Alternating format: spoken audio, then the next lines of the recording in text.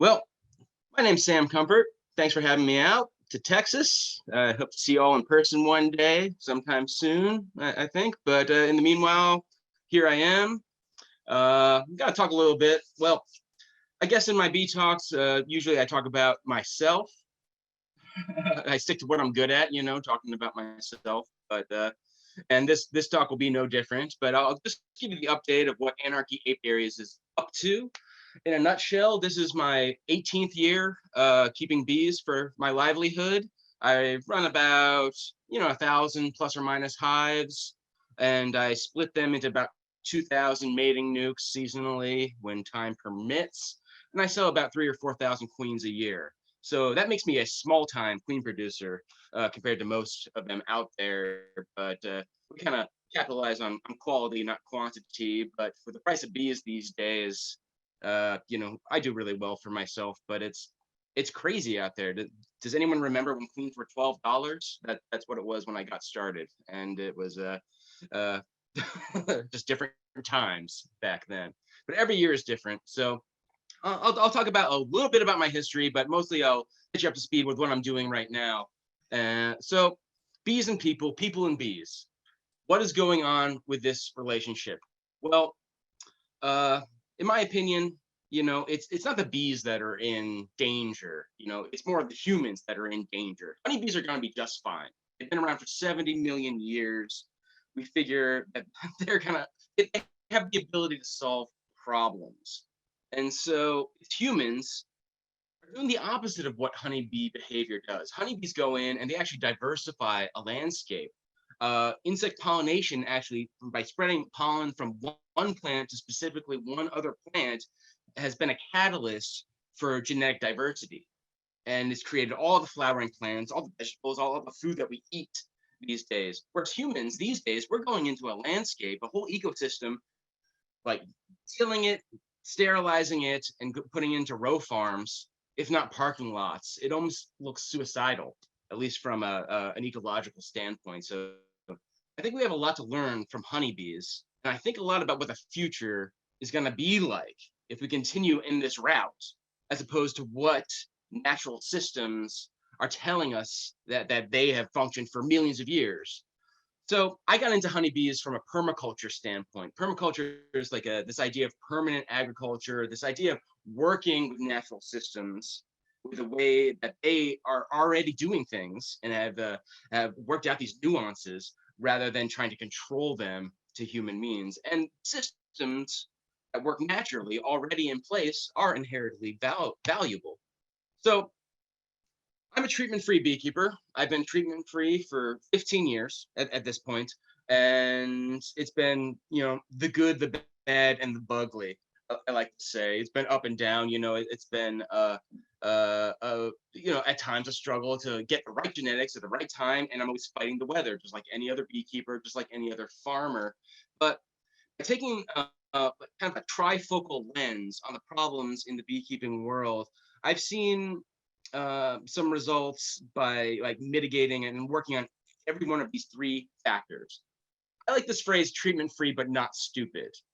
If you get some commercial bees, you dump them in a box and you leave them alone, chances are they're not going to make it, or they're not going to make it for very long, more than a season or a year or two, because they're just not adapted to putting a couple hives in your backyard and trying to keep them alive with minimal inputs. Permaculture is all about input output relationships. So say you want to keep a couple hives in your backyard, how much do you have to do? What chemicals do you have to use to keep these bees alive? Well, everything I do and how I think of my new ideas, I look at these three factors: environment, methodology, and genetics. I think this is the order of importance. Environment being like very key. Bees are what they eat. They need good nourishment. They need proper nutrition. And then methods are like the bulk of what I'm going to talk about today. And genetics, I'll touch on as well. So I'll start with what I think is the least important: genetics. You can take just about any bees, put them in any situation. If they're in a really good area, like the islands of Hawaii or something, they're going to do okay. At least they're going to do okay long enough to figure out what they need to do to survive. So we'll start with genetics. I'm spending most of the time talking about methods, and we'll talk about environment as well. So genetics. This is probably the breeder queen I grafted the most of this past year. People think of me as like a natural beekeeper or an alternative beekeeper, like natural beekeeping. I don't know if that really exists.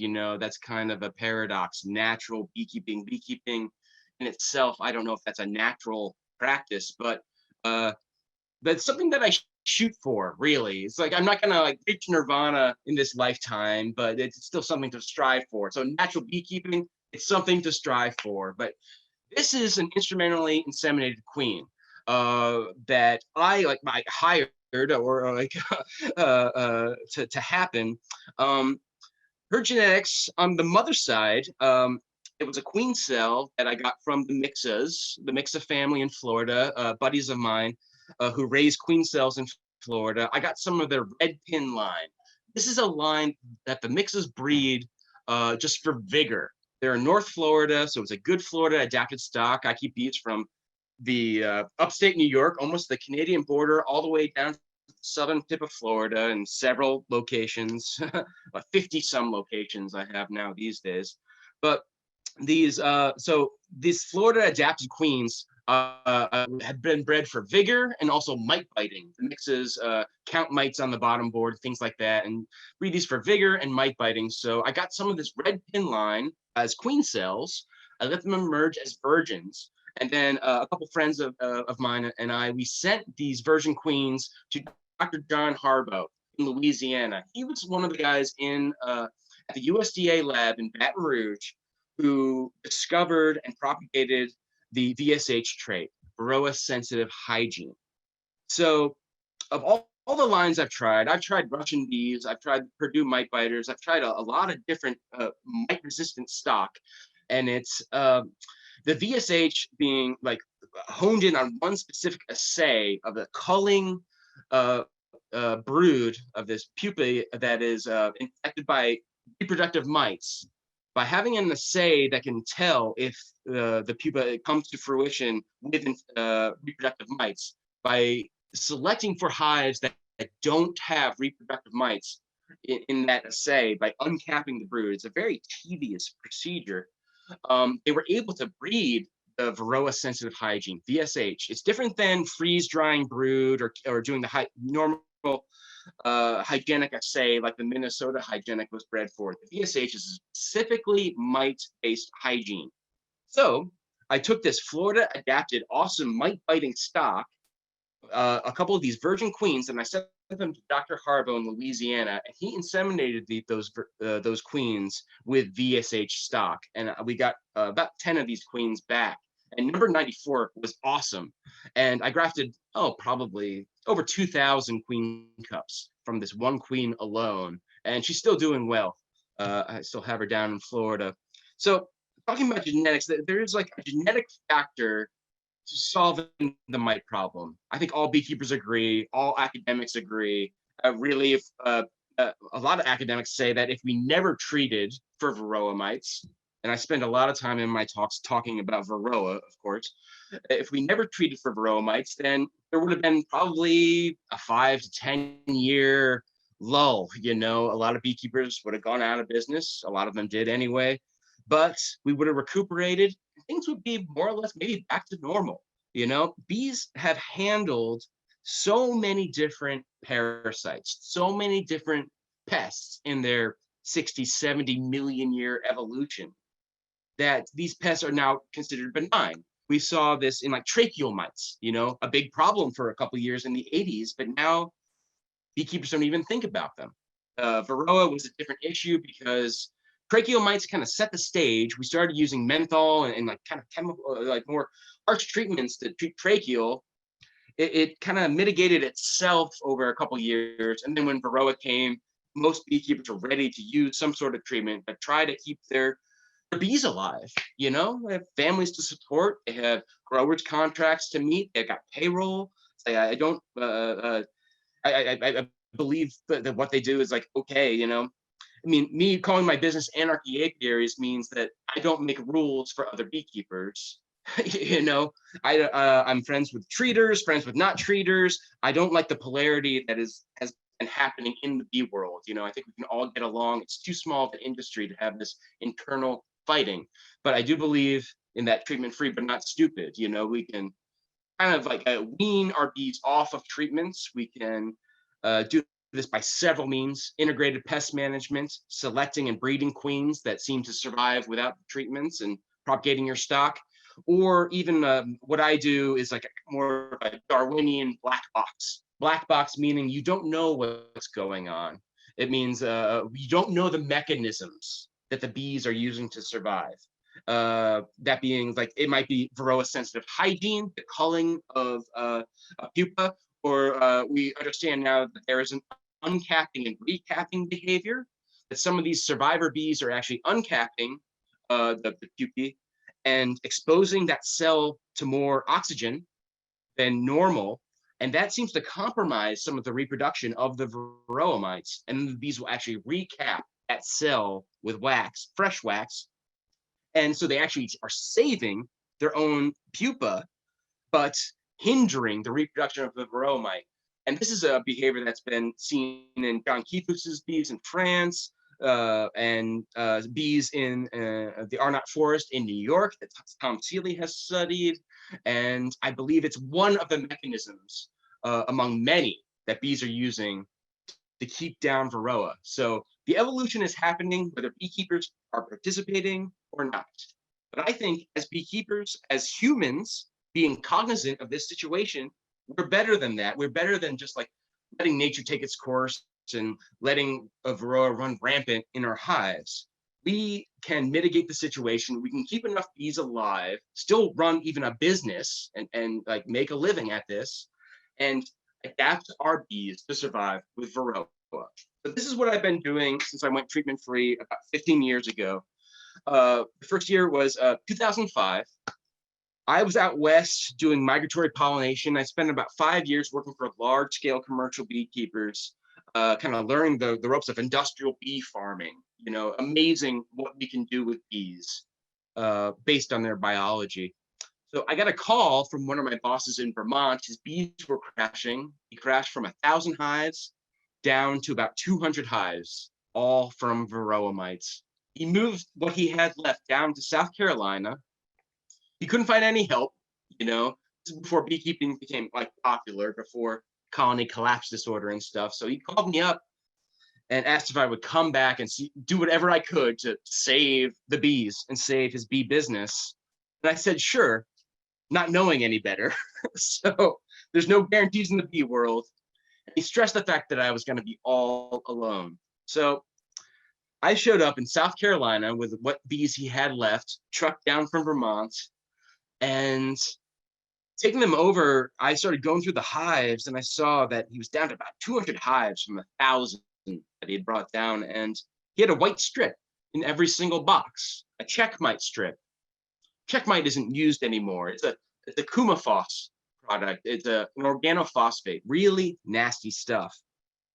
I pulled up one of these checkmite strips out of the beehive, and there were varroa mites crawling up and down on the strip that was meant to kill them.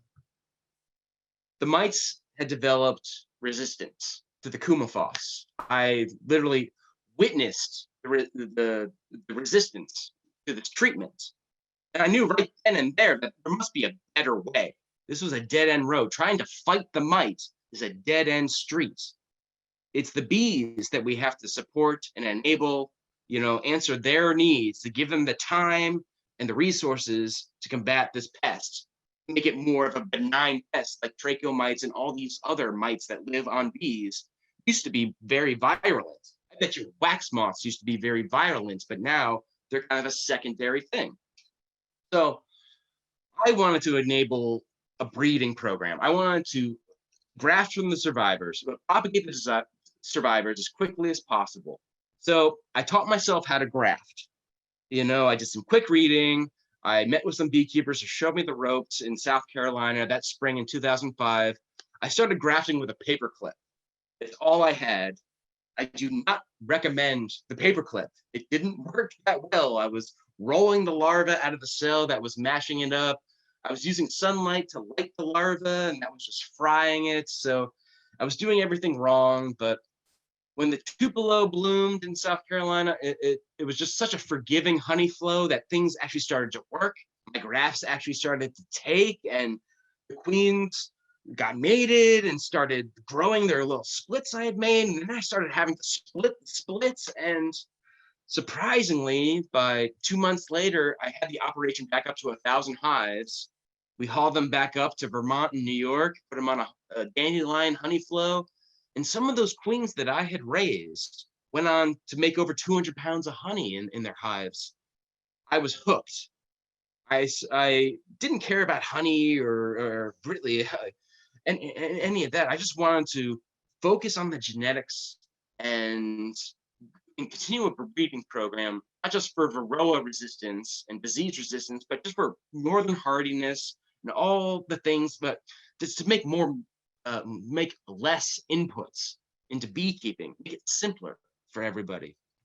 So I got my own bees. My boss had said I'd done such a good job amping the numbers back up to 1,000 hives that he said, take 10 hives.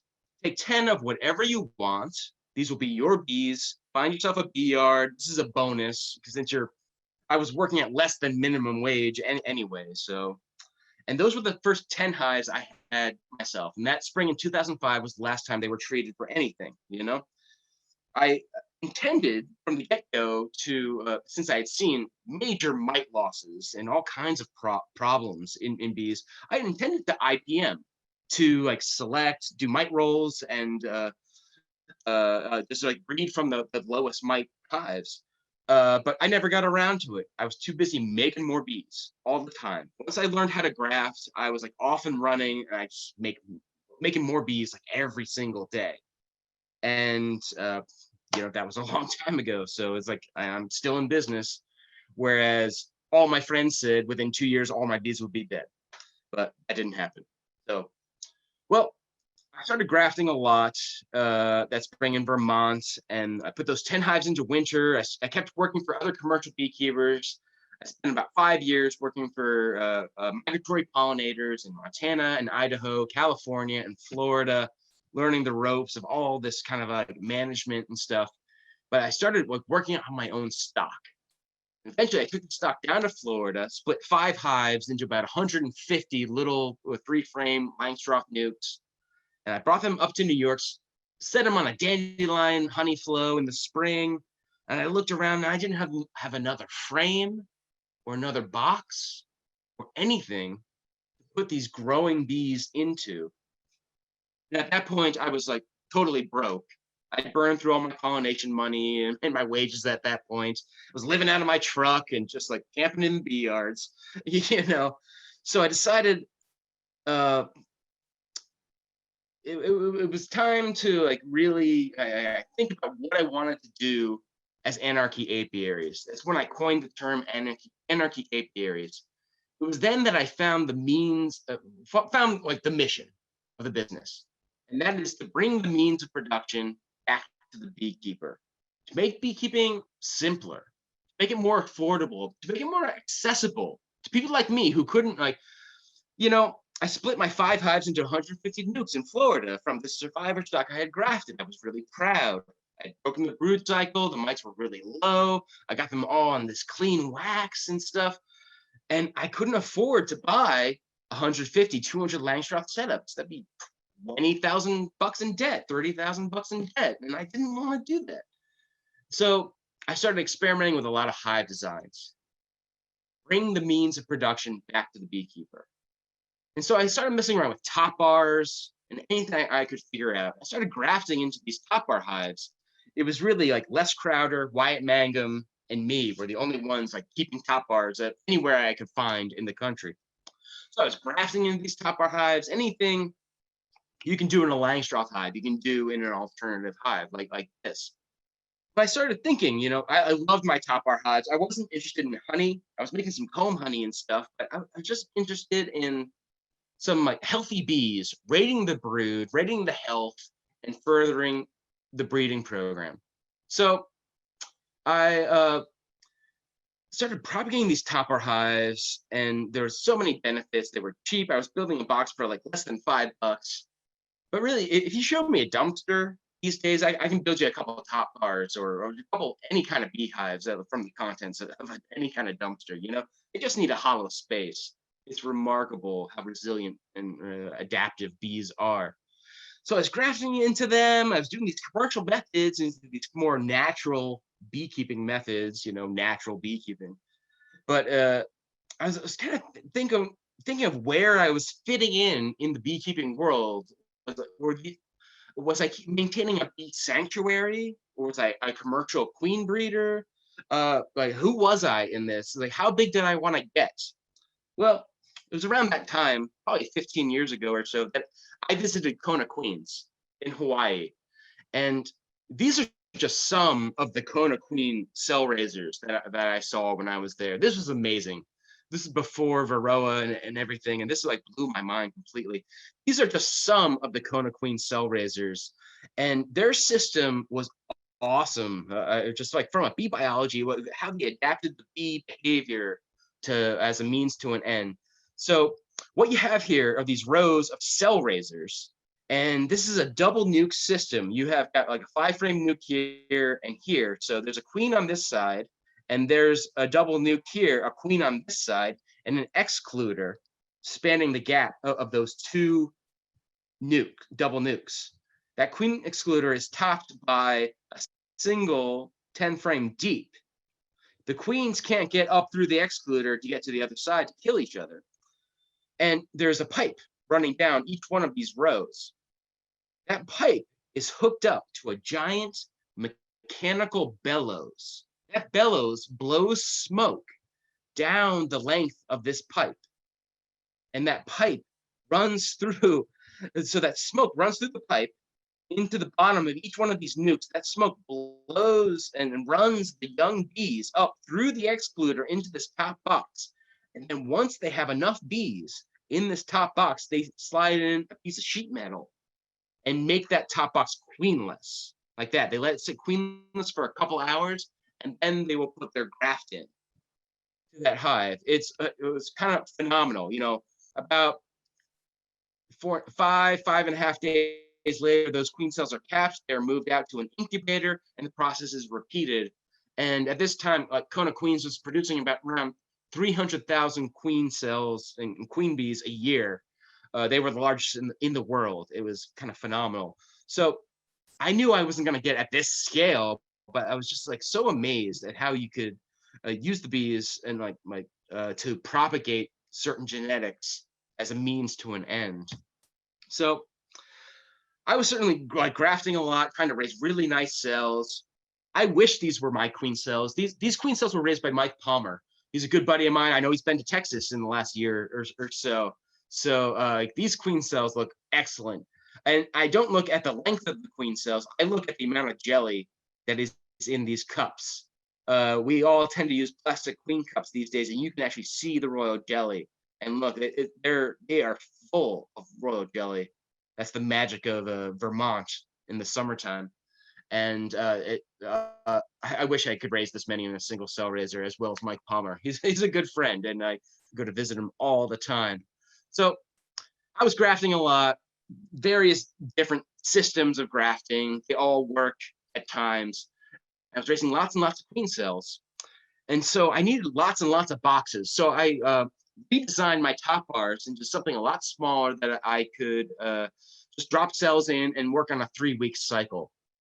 I was doing like little tiny flower pots, little tiny top bars like that. But I started reading some studies that it's really good to let your queens go 3 weeks or so. Like once you drop a ripe queen cell, most beekeepers most queen producers will catch at 14 days or so, as soon as the queen is mated, drop in another cell. But it's shown that queens develop their ovarioles a little bit better, and it seems that they live a little bit longer. They have it's just a better overall queen if you let them develop and lay a little bit longer before they're caged. So some of the mating nuke designs I looked at were just too small to let them go 3 weeks after cell placement. So I designed this little tiny box hive, and this box hive was basically done to like let the queens go exactly 3 weeks after cell placement, enough room that they could lay and not get honey bound, and also develop their ovarials and be a better queen. Because every queen producer, I don't know, like if you have, 100,000 mating nukes or about 2,000 mating nukes, like I have, every queen producer wants to have the best bees. We want to produce the best queens. That's all that we want to do. And I know queen producers in California and stuff who catch their queens at 13 or 14 days and have excellent queens. But I like my queens to go at least 21 days. It just seems to roll that well. I started propagating these little tiny box hives. They were super simple to make. I was using rough cut 1x6s, and this little tiny bar right here. I was running them on a table saw for a while until I realized I could just use a barbecue skewer, a little tiny bamboo skewer, a 12-inch skewer, and the box is 11 by 11. It fits perfectly in there. So suddenly I could build my entire box without using a table saw, and I still have all my fingers. It's excellent. So I started making lots and lots of these things. One little tiny mating yard in Florida. So basically, we run about 300 to 400 nukes a week. We have 3 sets of nukes. So we go 1, 2, 3 over 3 weeks. By the time the 4th week comes around, we're back into that first set. Those queens have gone 3 weeks after cell placement. At that time, they should have their own capped brood, meaning the queen was well mated. She isn't laying drones. It's like a vetted queen that is hopefully a high quality product. And queens these days are going for like $35 to $40 each. It's insane. Like I said, you remember when they were $12 each? I do, yeah. So we put a divider in each one of these boxes. So there's a little 4-comb nuke on this side. There's a little 4-comb nuke on this side, an entrance here, an entrance there. When I can't get rough cut 1x6 lumber, I make them out of pallet wood like that. They sit on a milk crate. There's some shiny bubble wrap underneath, a shiny bubble wrap on top, Reflectex, it's water heater insulation. And on top goes a 18 by 18 inch ceramic tile. It's literally just like pennies or like dollars, like invested in each one of these stands that holds, and one nuke goes on top of the other. So there's 4 nukes for each stand. Like so, and we sit on these little red wagons, and we just have a blast queen catching. And after you break the brood cycle a couple times, the brood starts looking like this. At 3 weeks, when this little nuke is divided like this, it has to be cut back. I am more interested in harvesting the brood from my mating nukes than I am the queens. So this is super healthy, virtually mite-free, extremely well-nourished brood. The bees that emerge from this brood will be born full of vitellogenin. Vitellogenin is this protein compound. It's the egg yolk precursor, they say. It's basically like the essence of the beehive. It's like you talk about draining the essence. So like the vitellogenin is the essence. It's the health of the bees. When the nurse bees have a lot of vitellogenin, they pass that on to the next generation. These breaks in the brood cycle means you have a week that these nurse bees are not feeding open brood every month. You get this break of not feeding, not only a break in egg laying from the queens, but a break in the nurse bees having to constantly feed. So the next generation of the new queen is super fed. Hyperpharyngeal glands in these nurse bees swell, and this next generation of brood is super brood. And I realized I wanted to harvest this brood. This brood is so vital. And so I started harvesting. Say I go through 300 nukes a week in my operation. Say I have 100% mating on my queens. That never happens. Queens get, they get eaten by a purple martin bird. They get eaten by dragonflies. They get hit by planes. They get struck by lightning or whatever. we hope for 80% of them mating it back. Sometimes it's 70% or 60%. When honey flow is on, we get over 90% of our queens returning and starting to lay eggs. So it's but I'm more interested in this brood because this brood drives the entire operation here.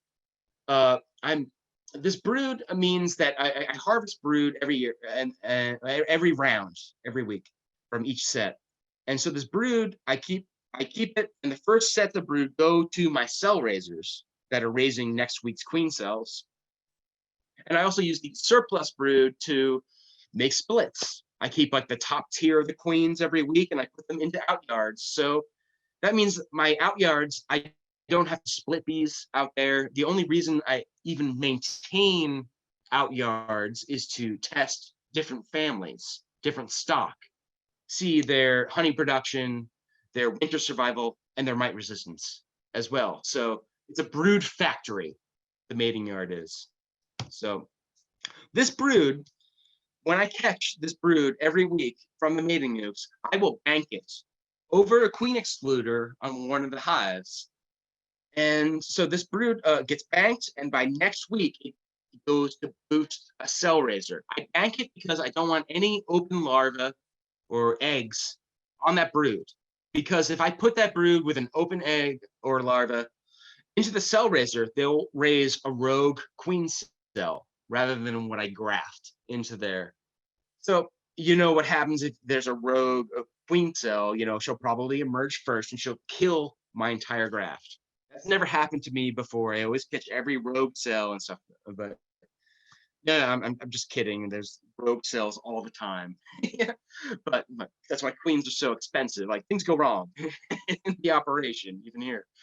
But so the idea is you bank this brood, so it's totally capped by the time it goes into a cell raiser like this. So I built these cell raiser boxes that can take brood from my mating nukes into a cell raiser that's like canoe hive, like so. And by the time these hives get boosted a couple of rounds, they start looking like this. This is what you want your cell raisers to look like. And I'm only grafting about 32 queen cells into each one of these boxes. I graft into them every 7 days. I'm boosting them every 7 days before I graft. But you want more nurse bees than will fit in these boxes. I feed them honey and real pollen. There seems to be no substitute for real pollen as of yet. So these are just some of the cell raisers I run, and I graft into them every 7 days. And I got this down into a system that I know what I'm doing every week. And the process just repeats itself week after week to a point that I'm knowing what I'm doing every single day of the year. Down to a simple system. Every Monday, we go into those cell raisers, we boost them with capped brood from the brood banks, and we graft into them a couple hours later. Then on Tuesday, we start catching queens, and we're pulling brood at the same time that we're catching the queens from 300 to 400 nukes. The first brood we bank for the cell raisers. The rest of the brood goes to splits to go to out yards. So that's banked at the end of Tuesday. On Wednesday, we finish catching the set. And then Thursday, we place ripe queen cells, the cells that were grafted 10 days prior, the previous week. And I do 12 weeks of this in Florida, starting late January. And I do 12 weeks of this in New York, starting late April, early May, depending on the season. So you see how I know what I'm doing every single day of the year, and it seems like a whole lot of work, but organizing this on a weekly structure, and I never miss a day. If it's a raining Tuesday, it doesn't matter. You go out and catch queens because those cells are going to emerge on Thursday, start to emerge on Thursday, like rain or shine. So we're out there with beach umbrellas and everything. This is raising queens for a livelihood. So we stay on schedule no matter what. But this schedule has actually taken a lot of stress out of my life. Having this structure, I need structure, makes it all work. And it's really like enabled me to do a lot because every week I get to try again. I get to like tweak and change certain things in the operation. Each week I maybe change the feed regimen on cell raisers, or I can tweak something in the mating nuke design. I can try something different and see how it works. So it's having this foundation of structure to work off of has enabled a lot of experimentation. So much so that and so stress-free that I've brought on visitors to see this 4-day gauntlet, this 4-day structure. And of course, like every week, we're going for like the most queens possible. See how big and fat the queens can be, that the best percentage, see how many cells we can get. This was a perfect take here, 40 for 40, starting on this cell raiser. And you want the pupa as big as can be. This would have been a good queen if I hadn't opened the cell up. But every week you get to try again and kind of tweak things and kind of like see how much better. Like I said, every queen raiser wants to make the best queens possible. We're all trying our best. So this is one of my mating yards in Florida. There's about 400 nukes. Each one of these little stands, this is the Google map image from above. So each one of these stands has 4 nukes, and there's about 400 nukes in this one mating yard I go to. So let's talking about that experimentation weekly. This is something I started doing was having these little florets, I call them, these little clusters here. Each one of these little circles of stands is a cluster that is dedicated to one specific family line. These family lines, I always try, I have a bunch of my own stuff that I've tried to propagate for mite resistance, and I brought in VSH, for sensitive hygiene, mite biters, and all kinds of bees that tote mite resistance and survival. So I'm always trying something new. Basically, I run about 6 different family lines a year. I run about 18 or so, 20 or so different family lines, but I'm only grafting off of 6 different families in a year. But I run 7 cell raisers a week. That 7th cell raiser is dedicated to a guest breeder. That guest breeder is maybe a friend has a good queen they want me to try, or I try some new stock or something. So every week I get to try some new genetics and incorporate in the program, see how they do, see how they fit. It's like a whole ton of fun. So let's take it even further down the rabbit hole. What I started doing is that every one of these little clusters of families are these clusters of mating nukes are dedicated to a different family line of bees. So every week, say this little cluster here gets a different family of queen cells.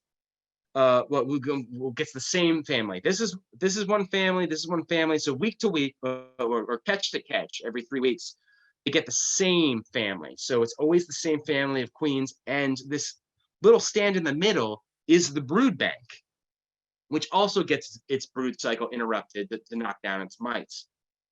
So this brood bank takes brood from this family, and then that brood goes to a dedicated cell raiser of that family line.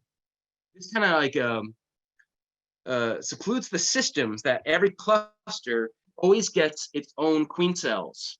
It's always getting its own family. So the brood is raised by that family, and that brood goes to its family line.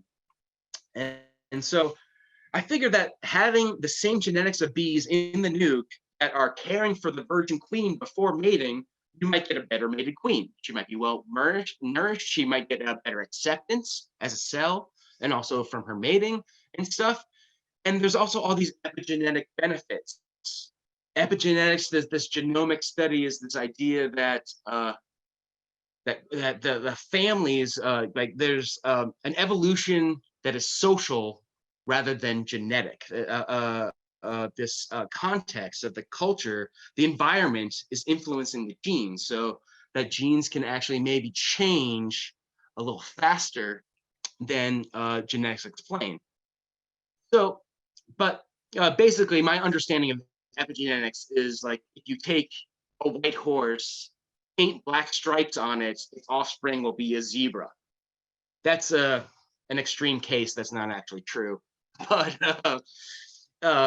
basically, genomics is a study that is really just cutting edge. And if anyone is into genomics, you can contact me after class and we can talk about it. But going like way down the rabbit hole, I've probably lost you at this point. We can bring it back to bees. So I realized after doing this like for a while that having a 4-day or so system, it took all the stress out of it, that I could really have visitors out to the mating yards. And so this is one of my buddies, Aaron Jennings from Jennings Apiaries in Louisiana. And he had some grafting experience. He had 100 of his own hives. This is him coming out and doing some grafting out in the bee yard. I started like doing some queen rearing intensives, and people could come spend the 4 days and see the whole gauntlet of this, 4-day system. We were boosting the cell raisers and how it can propagate itself, and how this system is self-contained, how brood from the mating nukes, virtually mite-free, can have clean cell raisers, making very good quality queens. So Aaron came out, he had a great time, and we all raised and caught a bunch of queens together. At the end of 4 days, Aaron looked at me and said, "This is way too much work. I'm just gonna buy queens from you." I'm like, oh, geez, that really isn't what I was going for. I want like more small-time queen producers raising their own queens and like working on their local adaptive, mite-resistant, hardy survivor stock. I'm not trying to build a bee empire here. And I started thinking about what he said, and I realized, like, yeah, this is too much work. It is too complicated. I spent 15 years at this, raising queens by grafting, and I thought this was as simple as I could make it, this weekly system. And it's very simple if you want like this like kind of high-tail production. And so I started thinking, like, how can we make this simpler? Well, one way to make it simpler is to just raise queen cells, sell queen cells. Selling queen cells is you don't need this whole armada of mating nukes. You don't need a mating yard like this. You just need a couple cell raisers. These cells were raised by my friends the Mixas in Florida. They ship queen cells coast to coast, and they have a whole menu of different mating nukes you can buy. The different genetics you can buy, different breeders. They have Ontario Buckfast, they have Latshaw Italians and Carniolans. They have Varroa sensitive hygiene from Dr. Harbo, like all kinds of different bees. They have their own red pin mite biting line as well. And so they pack them with cover bees in these queen cell protectors, and they've got it down to a fine art. They put insulation on the bottom and top, and it's pretty awesome that you can get them the day they start to emerge early in the morning, drop them into your mating nukes. And so this is something that more beekeepers could be doing. It slows down your split. You're not getting a mated queen. They have to mate, but you're shifting your genetics like slowly. They do mate with your local bees, but you can introduce some new families, some new genetic lines that way. And at $5 a queen cell rather than $30 or $35 a queen, I think this is really an awesome way to go. And it's easier on the producer, and it also involves the customer, the beekeeper on the receiving end. It involves them more in the queen rearing process. So how do we make it even simpler than selling these ripe queen cells? Well, I messed around years ago with the 2-day queen cells, 48 hours after you graft, after you put the little larva into this cup. The bees, you put them into a cell raiser, they start feeding them with this royal jelly, and you can remove that from the cell raiser. And I started shipping these just as an experiment, because that's pretty much all I do is do experiments. I put them on like a damp paper towel with no cover bees. I started shipping these 48-hour queen cells. The cool thing is that you really want them actually to cool down in temperature because their metabolism slows. You don't want that larva to be eating, but this is actually the hardiest state of the queen's life cycle as a larva. before they pupate and before they cap that cell. And so I ship these across the country, really. And as long as they stay humid and as long as they get there in time, that larva doesn't run out of food, you put this little 48-hour queen cell into a split. The bees in that queenless split start to feed the cell, accept it as their own, and you can shift the genetics of the hive that way. It seems like really cool. And I like messed around with this years ago, and it was just this past year that I wanted to really. I've always been looking at making beekeeping simpler. That's the whole mantra here. Uh, Simpler and easier to access. My friends wanted to start a Northeast queen rearing cooperative and start doing queen exchange and things like that. And they came to me and asked, like, what do we need for a queen rearing cooperative? Well, it's like, well, we need two things for a queen rearing cooperative. First thing, and probably the most important, is to have a giant party once a year.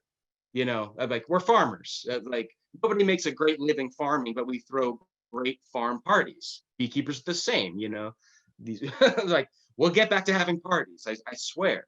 We have to have the great, like, round table meeting of the minds discussion of, like, our methods and like what we're doing with bees. So, and the second thing of a queen rearing cooperative would be genetic exchange. How do we make genetic exchange simpler and more accessible? Well, you can ship mated queens to each other. You can ship queen cells, ripe queen cells that have to be incubated and kept warm and are very timely. Or you can ship these 2-day queen cells that need no cover bees. You don't even have to write live bees on the envelope when you ship them. They just have to be, like, damp. So we started, like, pursuing this idea of a simple genetic exchange through these 2-day queen cells. And so we got some grants to look. We got a grant to look at 48-hour queen cells. And then we got another grant to look at natural queen cells or beekeeper-induced emergency queen cells. So I think every beekeeper was like, or if you haven't, you should, have started a queenless split and let them raise their own hive. And even commercial beekeepers, sometimes they lose a batch of cells. Maybe your incubator fails or something happens and things go wrong all the time in beekeeping. It's just part of it, So when things are going wrong, if you don't have queen cells, you've already made 100 splits or something, they're going to have to raise their own.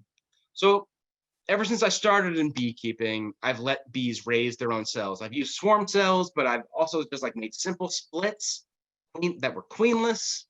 They choose a larva and they raise it themselves in an emergency situation. So I've always thought that these queens were very good quality, or like mediocre to good. It's like it's a range, but they tend to be successful in raising their own queen, like bees know best. And so I've been working with the North Carolina State University lab for quite a while. I think David Tarpey is out there somewhere. So almost 5 years now, I've been sending queens because once queens hit $30 a piece, I wanted to make sure I had a good quality product. But I've always been interested in what is the quality of the queens that the bees raise themselves. I've been grafting for 15 years. Well, I've been raising queens for over 15 years. I've really never done it the same way twice. Most trying different things, but the bees seem to do a very successful job raising their own cells. Here they've raised 5, and probably the best one would win, I would hope. So this goes back to, like, ideas of the Miller method, when you're taking a comb of eggs and larvae, cutting it into zigzags like so, and letting them raise their own emergency cells. The idea of these zigzags being that the cells are raised on the edges and that you can cut them apart easily. When they're in clusters, you can't cut the cells apart like in a usual comb. Like, going back here is like these would probably, you would not be able to cut them apart once they come to fruition. You'd have to cut this apart as a cluster, maybe these two and maybe that one. but when there's a diagonal edge, they tend to separate them a bit. Like these two here, you would have to cut apart together. So the Miller method has been used for like a long time, and it's a very simple non-grafted method that pretty much anyone can do. But it's still, you have to set up a cell raiser, and that's like a real fine art of queen rearing. And so I didn't really do the Miller method. I did some Miller method studies. Last year, I did a bunch of trials for emergency queen cells. I started calling them Bee's Choice, just because emergency has such a stigma to it. And the I did some Miller method, or kind of like a tearing down the lower cell wall to see if that would give the bees a good start on a very appropriate age larva. I did some trials. I did a set of trials where I would go back into my queenless split 4.5 days after I made it. At 4.5 days, the bees had started several queen cells, and some of them were capped. If they were capped at 4.5 days, that means that those cells were started from a larva that was older than second instar. There's like 5 instars. Those are the molts of a larva that it goes through on the way to pupation. So, and it's been noted that like an older larva that's gone through 3 instars or so is a less quality queen. So I wanted a second or first instar. So I figured if I went back at 4.5 days after making the split, and if I pinched the cells that were already capped, then that would cull the low end of the quality. So who knows? So I did a round of this, and I did a trial of ripping down the lower cell walls.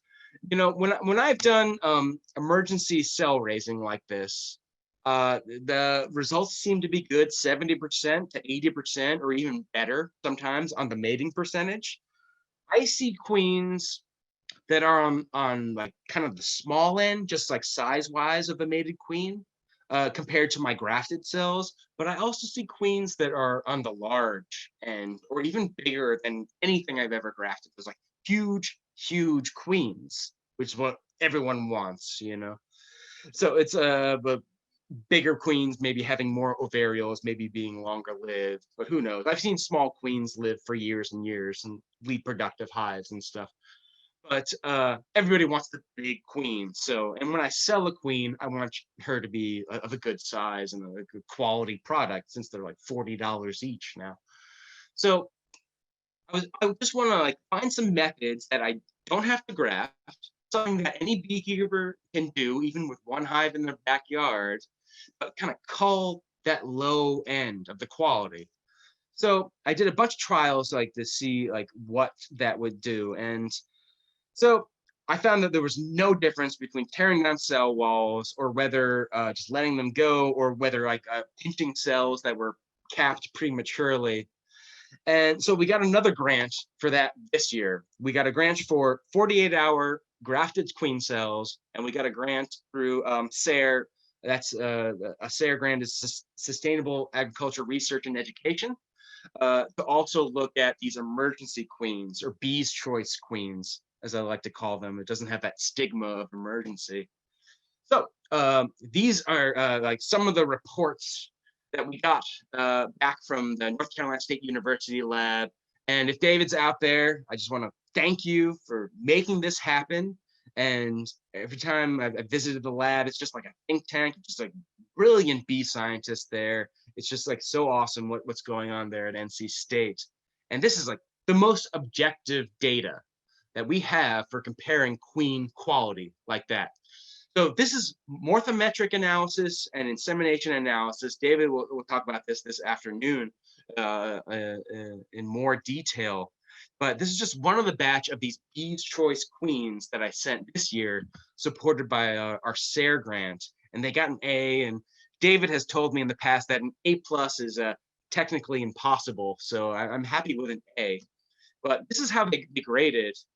These are all the queens that the NC State lab has looked at over the course of the existence of the queen clinic, queen machine, we call it. And so these Bee's Choice emergency queens were really on the high end of the spectrum. So I think there shouldn't be any doubt that these queens are very good quality. And this I've seen from years back. I've been submitting queens to NC State now for I think 4 years, almost 5 years now.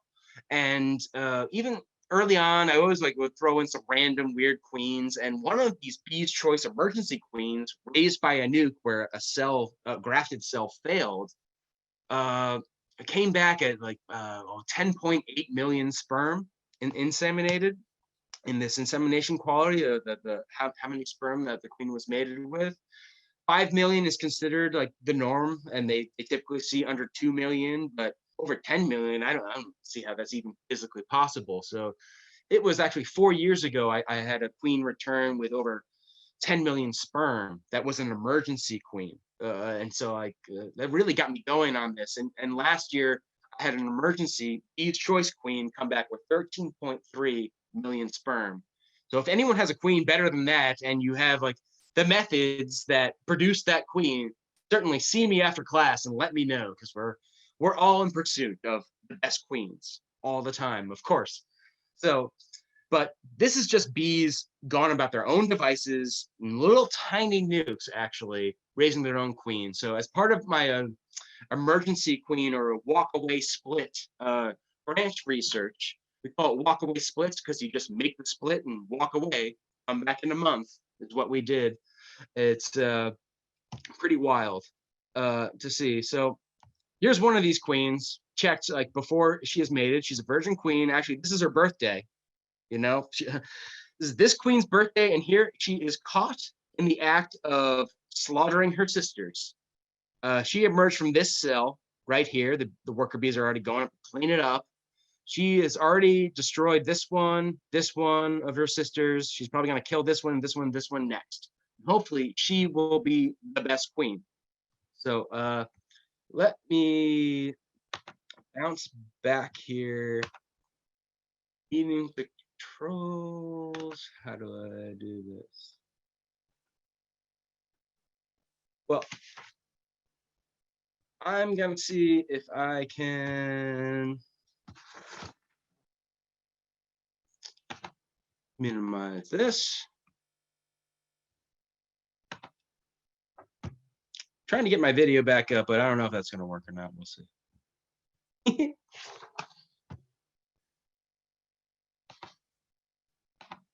I think you can just stop sharing. Oh, okay, there we go. There you go. Okay, good. So we did a grant for 48-hour queen cells, and the second grant that we went for this year was all about these walk-away splits. You make a split and walk away, because like I said, I'm interested in bringing the means of production back to the beekeeper. And so I came up with this very simple data sheet right here that is basically the conditions of the split, and we logged all this, and then the result conditions here. And I ended up this year making 670 some walk-away splits where they raised their own cells. And the conditions that we looked at, I tried to make it as simple as possible, kind of idiot-proof. We looked at the weather before the split, during, and after the split, logged all that. We looked at the size of the hive. We went from a 6-liter mating nuke all the way up to a 42-liter mating nuke. A 42-liter hive is a single 10-frame deep, and a 6-liter rather mating nuke is one of my little tiny box hive, 4 skewers in the box. Pretty small, not quite as small as this little Man Lake styrofoam nukes, but it's my typical mating nuke. But we let those all raise their own queens. So we noticed the volume by liter of the mating nukes. We noted the population given, not the overall number of bees, but the density of bees. Saying it's like a 6-liter mating nuke, but if it's really packed with bees, we gave it a plus minus, or a minus. And for all the different sizes, we noted the brood state given to the nuke.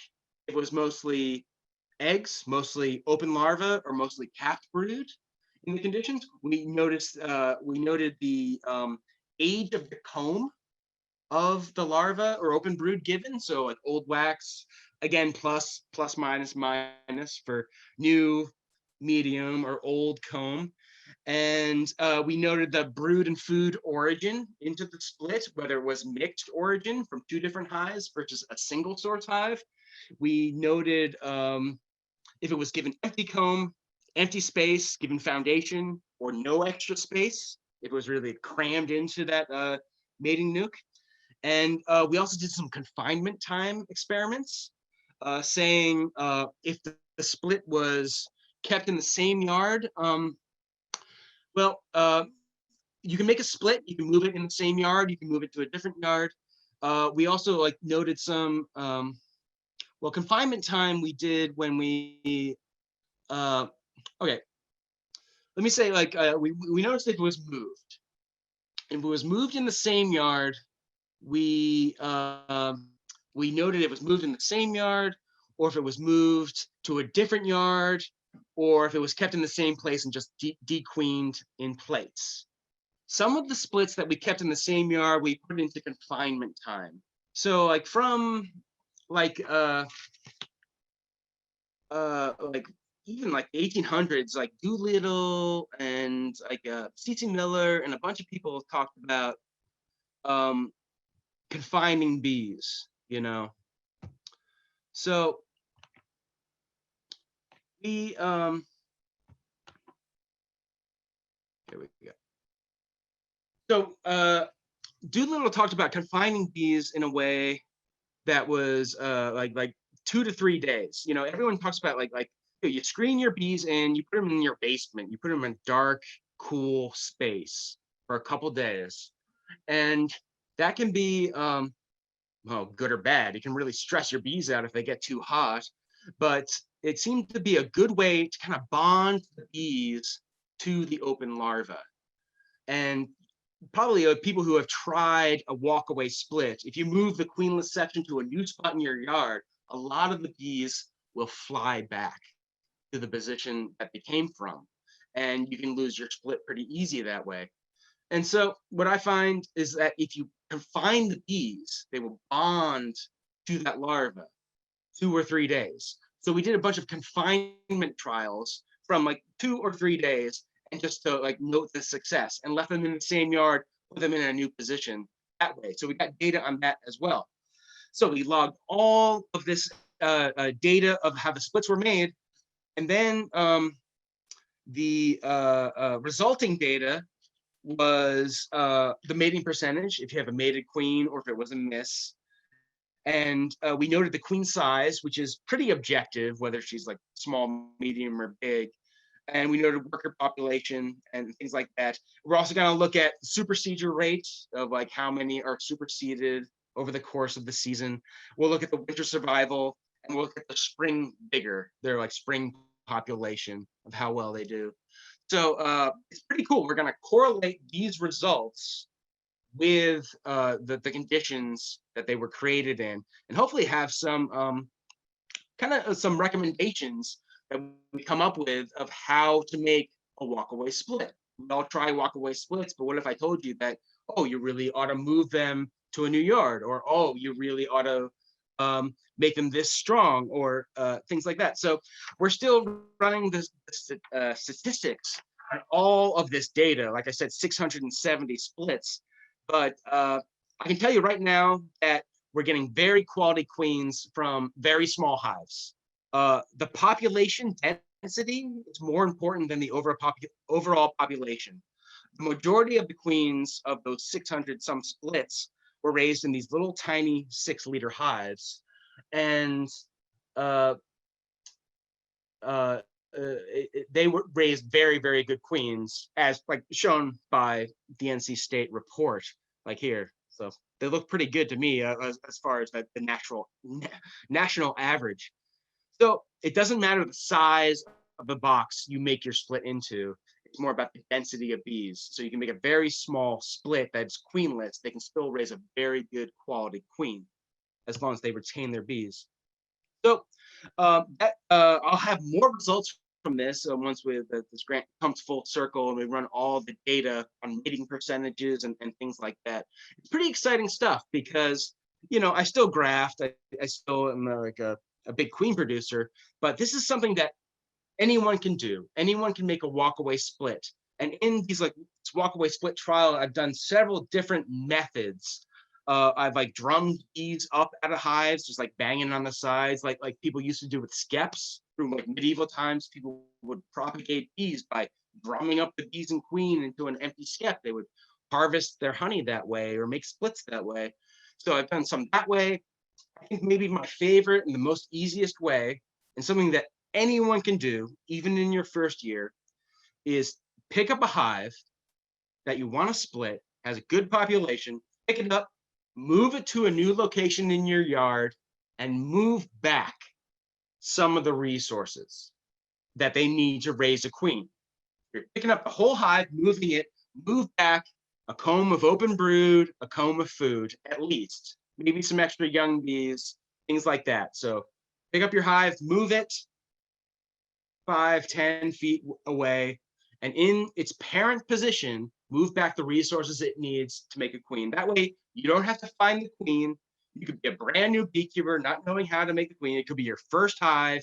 You could become a micro breeder that way. This, to me, is the way of us breeding out of the situation. A lot of people have bees these days. There's a lot of new beekeepers. A lot of them only have one hive. A lot of them don't know how to find the queen. A lot of them only have one bee yard and stuff. So That's excellent advice, Sam. And we're approaching the end. We are out of time.